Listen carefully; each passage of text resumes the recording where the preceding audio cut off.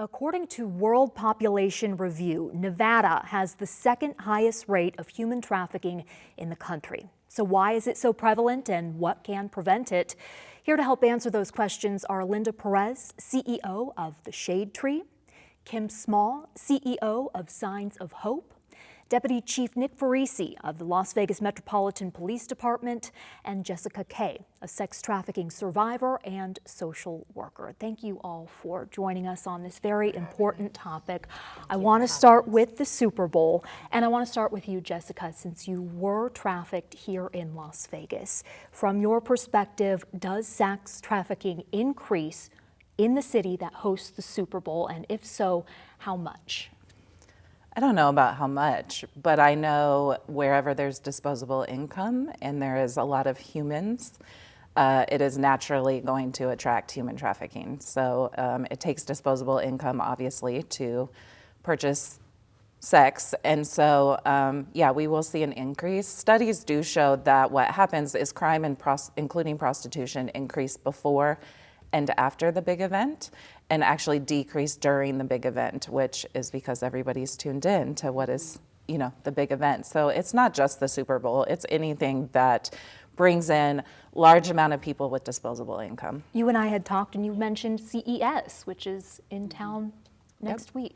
CES, big conventions, Formula One, boxing matches, those were things that we went to and our trafficker would take us to in order to make more money and capitalize on those opportunities. Deputy Chief Farisi. Yeah, and our stance is, this happens every single day, 7 days a week, 24 hours a day, 365 days a year. So what we are trying to do is use the event of the Super Bowl to bring awareness to the community, because while a big event brings people in, Las Vegas has big events and hosts big events every single day and every single week. So this is something that it's not just unique to the Super Bowl. Right. You agree with that? Anything to add? Absolutely. I think you and I had talked, Amber, and I feel like we need to get away from saying it's the Super Bowl or F1 and those types. We know that the conferences and the big events attract more people, and that's why we're going to see the spike. So yes, the Super Bowl, all of that, but not specifically saying it is the Super Bowl's fault that we're going to see an increase. It is a large event that's going to attract people. Granted, Kim, your organization, Signs of Hope, is getting money from the Super Bowl because of this issue. We're getting the added resources necessary to combat the spike that's going to happen, because as my colleagues have said, we see it. We see it with larger events.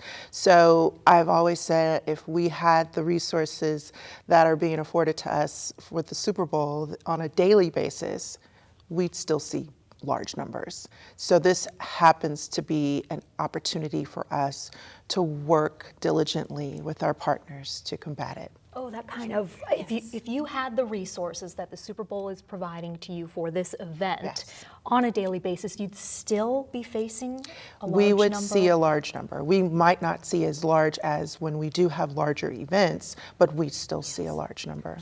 Okay.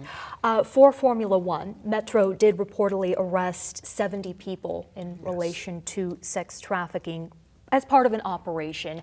Now, there are sex workers here in Las Vegas. They call themselves voluntary sex workers. They do it to make money for themselves, and they oppose these kind of operations. There is one named Adeline Gray who wrote an opinion column in the Nevada Independent. She wrote, quote, "Catching real traffickers is too much hard work. Locking up prostitutes and their clients who are engaged in commercial consensual sex is a quick way to boost arrest numbers when all it really does is waste government money and community resources." How would you respond to that? She's entitled to her opinion, but I highly disagree with that. First off, we always take a victim-centered approach to any of our operations. And the comment about it's too much work going after the traffickers, I disagree, because if you look at the numbers that we provided for the operations that we did, yes, there was enforcement operations going after the sex seller, but we had very large numbers going after the traffickers and the sex buyers as well. Do you have anything to add to that, Jessica? First off, the buying of women and children isn't an occupation or a hobby, it's a violation. I think that people, this is my opinion, but I think people engaging in consensual sexual work, I think it's a trauma response. Many sex workers are victims of human trafficking. Many know that. And I think also sometimes they think this is their only pathway out. And so I disagree. I think the amount of violence that I experience, both from my trafficker as well as buyers, needs to be held accountable. And I think most victims would feel that same way. Now, when you were being trafficked, would you have agreed with this woman? I most likely would have told you it was my choice. It took me about 5 years to recognize that I was a victim. So in the moment, I probably would have argued that it was consensual and it was my choice. And that's why it's so important for us law enforcement, for us to take that victim-centered approach, because it might take 5, 6, or 7 times of interacting with that person before they're willing to accept services and try to get away from their trafficker. Some do not see themselves, as Right. Jessica said, as being trafficked, as a victim. Yeah. And that's why our partnership with Metro is so important, to go out and provide the resources. They may take it, they may not, but we'll keep going out and offering those resources. And paint a picture of what that looks like when organizations like yours go out with Metro. And what are you trying to do? What we're trying to do is offer them a different way of life. And what we're providing for them is opportunities to get out of the life, be it transportation, travel to where they're from, shelter, like with our partners at the Shade Tree, or medical resources. We're here, we're out there on a nightly basis to tell them, here's who we are, here's what's available to you, here's what you can have when you're ready for it. Yeah. And when you are out there, what are the responses you're getting? When they went out for this last night, my Formula executive One? assistant, yes, she's also our human traffic project coordinator that works closely with the task force, which I think we need to recognize the human trafficking task force, the Southern Nevada Human Trafficking Task Force, because we are doing amazing things in the community, and by collaborating and working together, that's how we're being able to do that. And like Kim said, they're out there every night and they are offering a different way of life when they're ready. When they're ready, Jessica. And it's important too. We're not just doing this because of Formula One. We do these. Yes. We do monthly stand-down events with the Human Trafficking Task Force, where we go out and it's no arrests, no citations. It's all outreach. And then I remember my time before I promoted to deputy chief, when I was the captain of the Spring Valley Area Command. We were doing monthly operations just as patrol on the West Trop corridor, which is a high volume sex trafficking corridor with Signs of Hope, where patrol officers are going out. And to Kim's point, we're offering them housing, we're offering them medical, we're offering them transportation, anything we can to get them to escape that lifestyle. But at the same time, you're sometimes arresting them. Yeah, there are times that we have to arrest. We have to balance public safety with outreach. And sometimes that arrest or that citation is that nudge that they need to maybe take a step back and reflect and realize that they are being sex trafficked and they are a victim, and get that help. Jessica, was that the case for you? You were arrested. I was arrested. No, that was not the case. I actually had an officer tell me, all right, I'll see you again in a couple weeks, when I was released from jail. But also sex trafficking wasn't even written into law at that time. So sex trafficking has only been in Nevada law since 2013. What years were you working? I was arrested in 2007. So that's when, the end of 2007 is when I was escaped from my trafficker. Okay, so that didn't work. The arrest didn't work. What was it that finally made you realize? So I knew I was a victim of domestic violence. So after I left my trafficker, I was in domestic violence for 8 years. And so I had started telling my story as a survivor of domestic violence as a way for myself to heal. And then I was getting my master's degree at the University of Southern California, and I was in a violence against women's class, and I had a breakdown and a breakthrough in class because it was the psychoeducation of what human trafficking looked like and was that made me, it finally had just kind of really clicked in my head that this is what had happened to me. And luckily I was surrounded by my professor and peers that really showed up for me in a courageous way. And so I was able to process and do what I had to do, but yeah. And it's stories like that and survivors like her that train our detectives and our officers, because you're right, 2006, 2005, how we viewed human trafficking and how we did traditional vice enforcement Didn't work, but that's just what we did. This victim-centered approach where, yes, you might get a ticket, you might get arrested, but you're treated as a victim. You're treated as a human being. And, Sheriff McMahill has made, humanity, injecting humanity into everything that we do, one of his top priorities. And human trafficking is just a tip of the spear of how we do that. Yeah. And we need more survivors at the forefront. Yes. We all know that, right? There's only a handful of us in Nevada doing work. We would love more because it's that survivor to survivor interaction too that can, one, help victims understand, as well as just, I don't know, there's something healing when survivors are put together that I can't really describe to the general public, but there's just this healing connection that happens, as well as like training, right? Because the crime is ever evolving. Yes. So the only way we're going to know how this crime is evolving is by people with lived experience. And so we need more survivor leaders at the forefront, not just in Nevada, across the country. We need survivors leading this movement. Yes, for Here's sure. what I don't understand is if someone is being trafficked and they are unaware of it, they have no idea, how do you get into their heads? It's and building make them- relationships at first. Okay. Yeah, it's just building relationship, especially survivor to survivor, right? So then there's some side conversations about like there's other ways and you don't have to do this. And When we do the stand down events as And what Deputy does that Chief, look like? It's actually it's a lot of our task force organizations out. And we're set up, we have medical, we have clothing, we have food. At one location. At one location. And we're able to provide these resources right then and there. And we're able to say, and sometimes, Amber, we see the same people over and over again. And so it is building that trust. We do have a social worker or a licensed clinical social worker on site to talk to them when they're ready, if they're ready. And we had one young lady that said, no, I don't want to talk. But she kept talking. And that made us feel good. Like, okay, let's keep talking to her. And she kept saying, no, I don't want to talk, but she kept talking to us. What makes us proud is when they leave with resources. Yeah. Because we know that, okay, they have that when they're ready. And maybe they're ready now. Maybe they'll go back to where they're living and they'll take advantage of what we've offered. You have to be careful with those events because of pimps possibly showing up, right? Sure. And one of the things that also that those nights provide, and sometimes it's just the food, like Kim said, the joy of just them walking away with resources, with the phone numbers on who to call. They're not getting arrested tonight, but sometimes it's just the gratification or the thankfulness of just having food.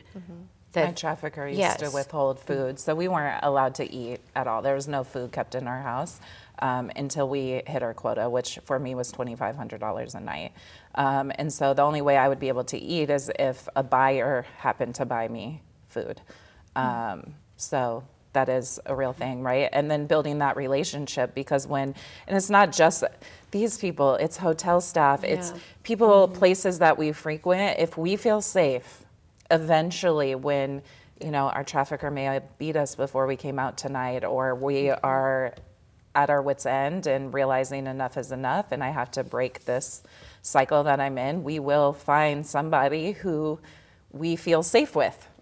Okay. And you hit on an important topic, because that's part of our outreach and partnering. It's not just with our nonprofit groups, but we train hotels, we train security and casino workers, we train airport staff, we train baristas at Starbucks, just to that one little sign that they might see something. And we say the See Something, Say Something campaign, and it's predominantly around counterterrorism and homeland security, but it's so much more than that. And if somebody just picks up on one cue and then makes a phone call and gets the right people to that situation, we can really help a victim. Let's name some of those cues. What should people be looking for? And we're talking about an average person out in public? Yeah, I think when we had talked, I mentioned about grooming, and I know that Jessica can explain a lot about that, but it's just understanding if you're seeing changes in behavior, or you're seeing this woman that is isolated or, cut off. And one of the things I wanted to mention, because obviously we're the shade tree, we are the shelter, but we're looking at different ways, and we learned that from Jessica, from Kim and her team at Signs of Hope, from Metro. We're all kind of learning together on what is the best way to address what's going on in our community and the signs to look for. So for me, it's education and awareness, but I love working so closely with these organizations because we're learning from each other. And so what are you telling people that are out in public and may come across someone who's being trafficked? What the task force and Signs of Hope are doing is providing the hotline. We do have a 24/7 hotline that they're able to call with tips. They're able to call if a victim needs resources, they're able to call us. What we're training the staff in the front house and the back house of the casinos and the hotels is to look for, like Linda said, people who are isolated.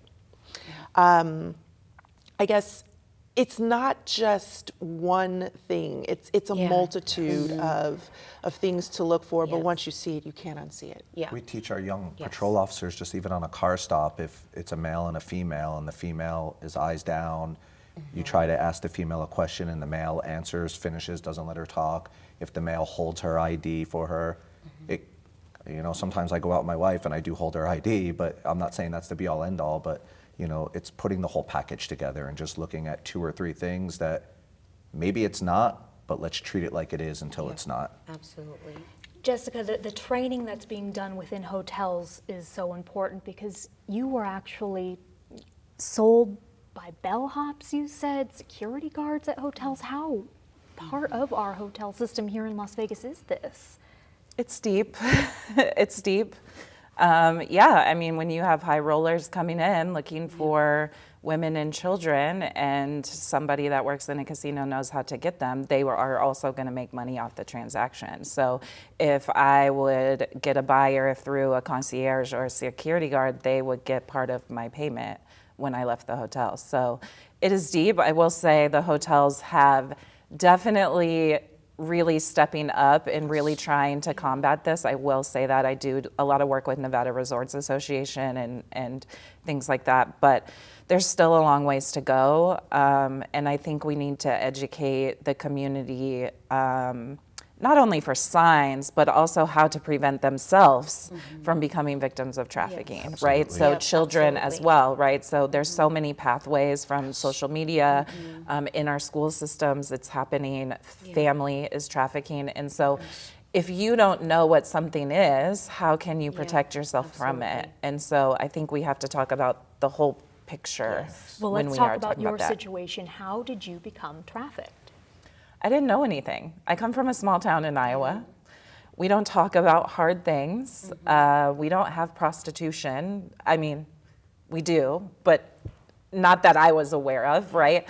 And I grew up in a very broken home. So drug addiction, domestic violence. So that was very normalized for me at a very young age. My first memory is SWAT raiding our house. I was 5 years old. And so I was broken, right? I was searching for love and belonging and finding myself in unhealthy relationships. I was in domestic violence, which led me to losing my home. I had to have my son go live with his father, and that is when I met my trafficker. So I was vulnerable. I was homeless. I didn't have my son with me. I had no resources. And he groomed me for about 4 to 6 months before he put me on the track. How did he groom you? Love, affection, fulfilling my needs, right? So I needed a home. He gave me a place to stay, right? Clothing, paying my bills, right? So any way like that. And I thought he was my boyfriend, so I'm in love too, right?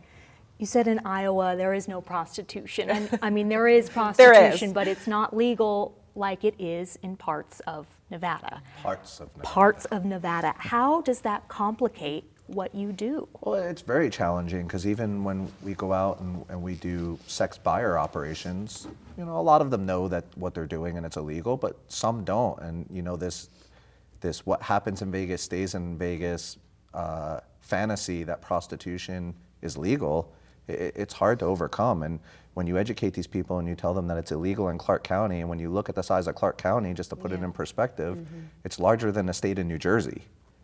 So while prostitution is legal in rural counties, it's not here, and it's a big education piece that we incorporate when we are doing outreach. But Can I say something? Yes, of course. I think people need to understand trafficking is happening in our brothels too. So just because it's legalized Absolutely. Yes. does not mean it's safer. My trafficker had 3 girls in a brothel. That was always a threat for us because I can't leave. If he puts me in a brothel, I can't leave. You don't just come and go as you please when you're in Absolutely. brothels. So brothels are legal pimping. Is the presence of prostitution in Nevada what contributes to the high rate of human trafficking here? Yeah, our laws do have to work for the traffickers and the buyers. It makes it a little easier for them, right, to come out here. I heard a story once about this trafficker from LA who grew up in a family of traffickers, and they would come out here to essentially teach their boys how to pimp out here because it was easier and it was part of our culture. That's the thing. Now, the hotels have done a great job of cleaning some of this up, but if you think 5-10 years ago, it was extremely visible in our casinos. It's not as visible now, but it's still happening.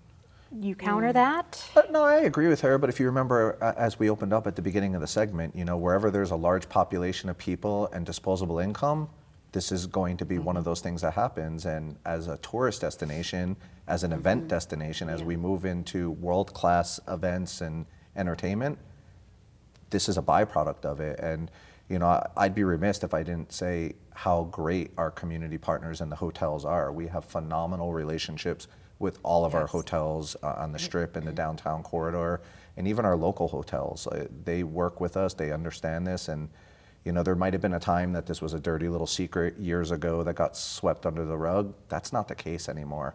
And I can say that firsthand from working with these hotels and casinos. Okay. I can too. I want to say the casinos are doing an incredible job of stepping up. They really have. They do take an interest. They want to be educated. They want their staff educated. We meet with them on a monthly basis to go over our resources available to them. They reach out to us all the time and ask, can you come out and do the trainings? And we're happy to do so. As we discussed, there isn't any education within the school system currently right now about sex trafficking. There's no mandated education. Okay. We are in some of Clark County School District's schools providing education, not just on trafficking, but on rape culture, child abuse as well. Okay. Oh, that's great. Yeah, well, and then here's another aspect. If we are to talk with children about this, yet this is happening within families. Yes. Can you explain that? How do you even go about solving that? I just reference myself, and I'm a survivor of domestic violence. Growing up in a domestic violence home, that was normal to me. And as we spoke yesterday, I said the education and awareness piece is so important, but also especially for our young children because they don't know what they're seeing. And for myself, it's almost 80% that someone growing up in an environment like that will either be a victim or an abuser, and I'm part of that. So I really believe that education needs to happen at that level, but in a way to get kids to start thinking or to ask questions or to have counselors in the school But to it's be going to able have to. yeah, it's going to have to come from someone outside of the Yes. family because Yes, absolutely. families are trafficking their own. Families are It's a trafficking. layered approach because, for the problem that you have that the family, the adults, the grown-ups are the root cause of the problem, you have the other side of that coin where parents are disengaged or they don't know, and I tell parents, be nosy. Yeah, absolutely. Your kids have no freedom. Their devices, be in those devices, because on this day and age of technology, it's made it that much easier for traffickers to groom victims. And whether they meet them on social media, and I don't have social media myself, my kids don't have it, and it's part of that is to protect them because it's so easy to send a message, and then the next thing you know, they're being groomed and they're in love, and you have this child running away at 14, 15, 16 years old thinking they're in love, and the next thing you know, they're being trafficked. Looking for love that they may have lacked similar to Yeah, your situation. this is why kids at risk. But it's Right. not. But it's Yeah. not just broken homes. So for every story you have of Right. somebody that's in a Foster broken care. home Right. or foster care, I know of victims that come from well-established homes that their parents are loving and provide everything they want for them. But for whatever reason, this child is seeking something else, or they don't even realize they're being groomed. They just think that they're socially interacting with somebody. Yeah, and I think it's really important to go back to the family piece, because it could be this family looks like they have it all together, but you have to, uncles, cousins, like we have to be aware and we have to educate our families, because it's happening within our families. And as we work in CCSD schools, we also train their teachers on what to look for, because they spend a lot of time with the kids. If a child is being picked up by a strange older person that you've never seen, ask, what's going on? Who are you? Or are you allowed to pick them up? Ask the questions. We got to It's be about nosy. building relationships at the end of the day, right? Because their family is their family, and children don't want better families, they want their family to be better. And so they're not necessarily going to say, Uncle Johnny touched me, right? And so it's about building those relationships, whether they're children or adult, where they have safe spaces. Unfortunately, we have run out of time. We could go on and on about this, but thank you all for joining us, and thank you for watching.